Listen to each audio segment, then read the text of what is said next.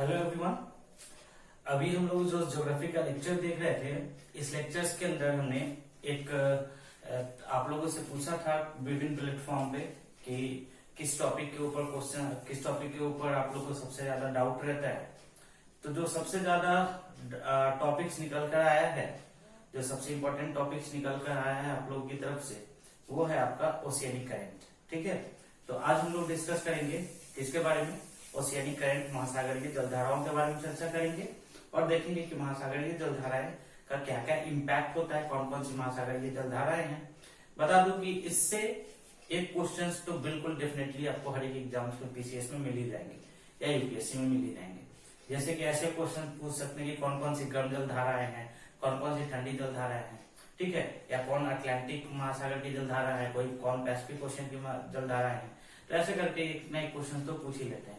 तो काफी important section है, ध्यान रखिएगा। टॉपिक का नाम है महासागरीय जलधाराएं।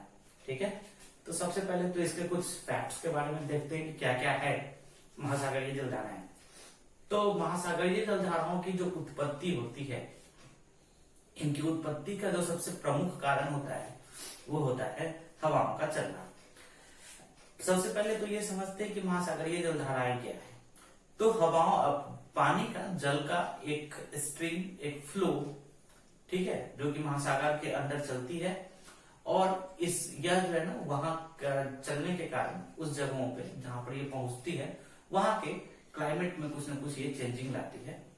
इन जलीय पुंज को क्या कहा जाता है, महासागरीय जलधाराएं कहा जाता है। तो महासागरीय जलधाराएं जो है वो सबसे ज्यादा, मैंने आपको बताया कि इनकी उत्पत्ति का जो सबसे प्रमुख कारण होता है वो होता है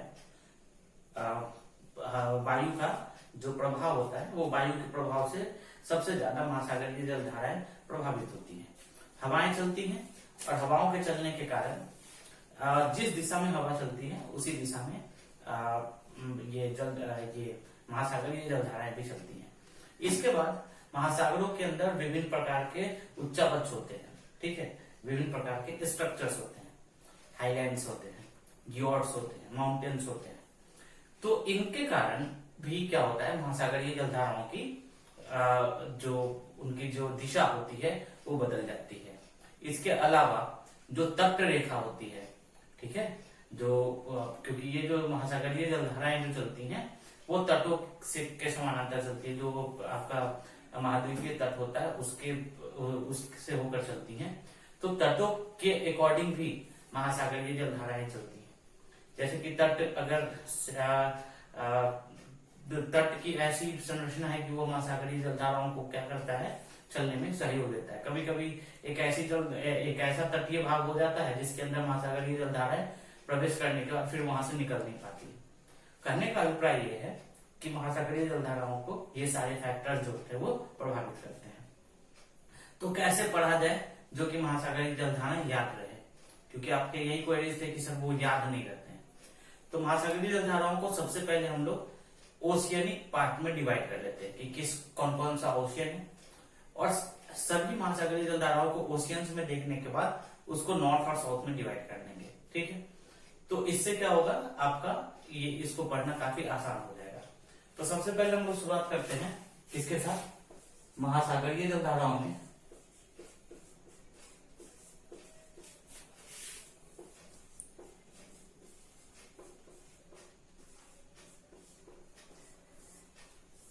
जो सबसे पहले जो हम लोग स्टार्ट करेंगे वो किसको स्टार्ट करेंगे, तो अटलांटिक महासागर की जलधाराओं को स्टार्ट करेंगे। तो अटलांटिक महासागर को सबसे पहले समझते हैं कि अटलांटिक महासागर के अगर हम लोग इधर देखें तो इधर में क्या है, पहले तो नॉर्थ अमेरिका, पहले ही बता चुका हूं मैं। नीचे क्या है, साउथ अमेरिका, है ना, और यहां पर क्या हो गया आपका अफ्रीका,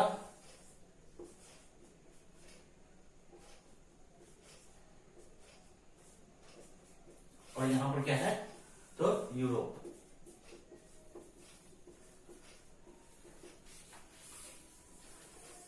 ये हो गया आपका नॉर्थ अटलांटिक महासागर, उत्तरी अटलांटिक महासागर,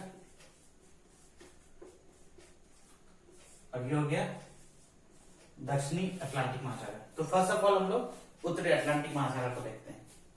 समझिए कि जो महासागरीय जलधाराएं होती हैं ये मुख्यतः दो प्रकार की होती है, ठीक है। एक जो होती है वो गर्म जलधारा और दूसरी जो होती है वो ठंडी जलधारा है। अब समझते हैं गर्म और ठंडी जलधाराएं क्या होती है।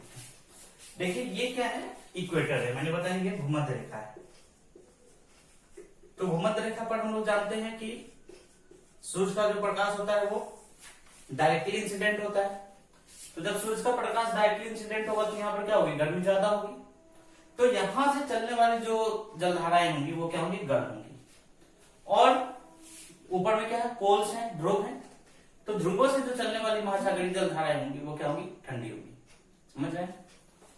तो जो भी महासागरीय जलधाराएं यहां से चलेंगी वो गर्म होंगी और जो भी जलधाराएं ऊपर से आ रहेंगी वो क्या होंगी, ठंडी होगी। बस इतना ध्यान रखना है। सभी ओशियंस में, सभी महासागरों के अंदर अगर आप देखिएगा तो यहां से जो महासागरीय जलधाराएं निकलती हैं, ये महासागरीय जलधाराएं जो होती हैं इसे कहा जाता है इक्वेटोरियल करंट, ठीक है। इसे क्या कहा जाता है, इक्वेटोरियल करंट। इक्वेटोरियल करंट मतलब क्या हो गया, जो कि भूमध्य रेखा के ऊपर, इक्वेटर के ऊपर जो चलती हैं उसे कहा जाता है इक्वेटोरियल करंट। तो सबसे पहला जो महासागरीय जलधाराएं चलेंगी कहाँ पे, इक्वेटर के ऊपर। किस जगह पे, तो अटलांटिक महासागर में। इसे कहा जाता है नॉर्थ इक्वेटोरियल करंट। और ये जो है ना इक्वेटर से थोड़ा सा ऊपर इस दिशा में चलना प्रारंभ करती है। इसे क्या कहा जाता है, नॉर्थ इक्वेटोरियल करंट, ठीक है, नॉर्थ इक्वेटोरियल करंट। अब इसके बाद देखिएगा ये लगभग 10 डिग्री उत्तरी अक्षांश से लेकर 20 डिग्री उत्तरी अक्षांश तक ये बढ़ती है। जब ये जलधाराएं चलती हैं तो यह अपने साथ कई जल का बहुत सारे अमाउंट को लेकर आगे बढ़ती है। और जब जल का अमाउंट को आगे लेकर बढ़ती है तो क्या होता है, ग्रेडियंट क्रिएट हो जाता है, स्लोप। यहां पर ज्यादा जल और इधर में जल की मात्रा कम। तो जब ग्रेडियंट क्रिएट हो जाता है तो क्या होता है, वहां से रिवर्स में एक और करंट चलती है जिसे इक्वेटोरियल काउंटर करंट कहते हैं, ठीक है। तो इधर से जो एक करंट फ्लो होगा इसके बाद इसे क्या कहा जाएगा, इक्वेटोरियल काउंटर करंट। तो सबसे पहला क्या हो गया, नॉर्थ इक्वेटोरियल करंट, और ये क्या हो गया, इक्वेटोरियल काउंटर करंट। समझ रहे सब लोग, इक्वेटोरियल काउंटर करंट।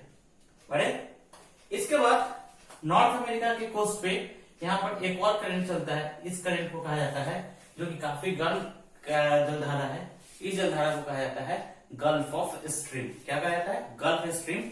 ये जितनी भी जलधाराएं, क्योंकि देखिए ये कहां से जा रहा है, नीचे से ऊपर, तो ये कैसी होगी, गर्म जलधाराएं होंगी, ठीक है। नीचे से ऊपर जा रहा है तो कैसी जलधारा होगी, गर्म जलधारा। और ऊपर से नीचे आएगा, नॉर्दर्न हेमिस्फीयर में ऊपर से नीचे आएगा तो क्या होगा, ठंडी जलधारा होगी। तो ये वाला जो है इसे कहा जाता है गल्फ स्ट्रीम। और ये जो गल्फ स्ट्रीम है इसकी क्या खासियत है, ये इतनी गर्म जलधारा है कि इसके द्वारा, सिर्फ इससे इतना ज्यादा हाइड्रो इलेक्ट्रिसिटी का जनरेशन किया जाता है, ये किया जा सकता है कि पूरे नॉर्थ अमेरिका को इलेक्ट्रिसिटी प्रोवाइड किया जा सकता है। तो यहां पर चला गल्फ स्ट्रीम।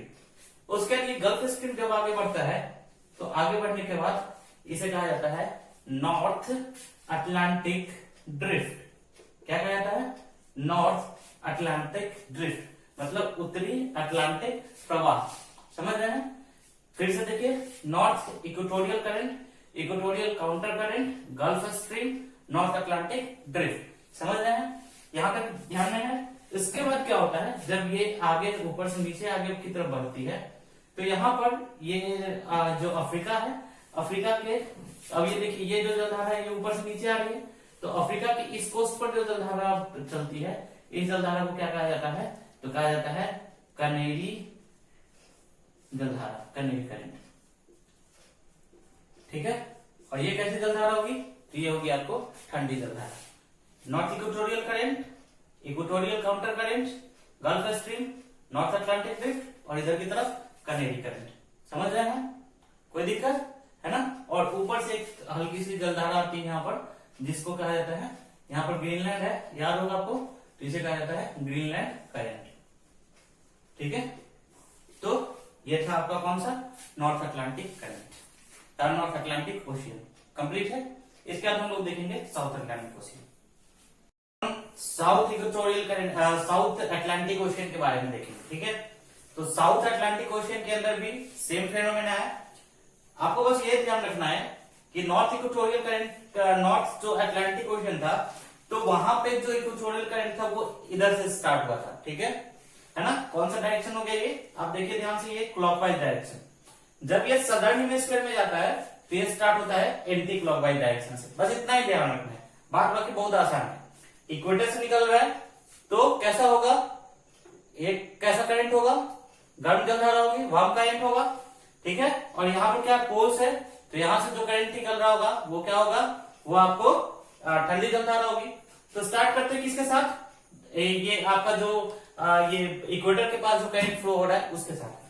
तो इक्वेटर के पास सबसे पहला जो करंट फ्लो होता है इसे कहते हैं हम लोग ये साउथ इक्वेटोरियल करंट है, और ये इधर इस डायरेक्शन में चलता है। ठीक है, करंट का क्या नाम है, साउथ इक्वेटोरियल करंट। कैसा होगा ये साउथ इक्वेटोरियल करंट, कैसा होगा, साउथ इक्वेटोरियल करंट, ये कैसा होगा, तो ये होगी गर्म जलधारा। अब ये साउथ इक्वेटोरियल करंट के बाद थोड़ा सा नीचे आइएगा तो एक और जो करंट चलती है ब्राजील के कोस्ट पे। ठीक है, ब्राजील के ईस्टर्न कोस्ट पे, इसे कहा जाता है ब्राजीलियन करंट। ठीक है, इसे क्या कहा जाता है, ब्राजीलियन करंट, यानी कि ब्राजील जलधारा। ठीक है, south equatorial current, and south equatorial current के बाद नीचे कौन से करंट है, ब्राजीलियन करंट, ब्राजील की जलधारा। समझ रहे हैं। इसके बाद देखिए यहां पर जो पोल्स है ना, इस पोल्स के पास से एक करंट निकलती है। इस करंट को कहा जाता है वेस्ट विंड ड्रिफ्ट। ठीक है, और ये जो वेस्ट विंड ड्रिफ्ट होती है, ये वेस्ट विंड ड्रिफ्ट के इफेक्ट में जो भी जलधाराएं आती हैं उसको वो क्या करता है, वो ठंडी जलधारा कर देता है। ठीक है, तो फिर से यहां देखते हैं साउथ इक्वेटोरियल करंट, और साउथ इक्वेटोरियल करंट का यहाँ पर कौन सी करंट होगी, ब्राजीलियन करंट। और ब्राजीलियन करंट का देखिएगा जो ये वेस्ट विंड ड्रिफ्ट जो है वो करंट जब यहाँ पर अफ्रीका के वेस्टर्न कोस्ट पर आती है तो इसे कहा जाता है वेनेजुएला करंट। ठीक है, ध्यान रखिएगा, इसे क्या कहा जाता है, वेनेजुएला करंट, है ना। तो south equatorial current, Brazil current, west wind drift, और वेस्ट विंड ड्रिफ्ट का ये वाला जो भाग है उसे क्या कहा जाता है, वेनेजुएला करंट। तो ये पूरा क्या हो गया, साउथ अटलांटिक ओशियन की पूरी जलधाराएं जो थी वो कंप्लीट हो गई। ठीक है, कौन सी गर्म जलधारा, तो गर्म जलधारा हो गया साउथ इक्वेटोरियल करंट, ब्राजील जो है गर्म जलधारा, वेस्ट विंड ड्रिफ्ट ठंडी जलधारा, और नीचे से ऊपर जा रहा है तो वेनेजुएला जो होगा वो भी क्या होगी, ठंडी जलधारा होगी। ठीक है।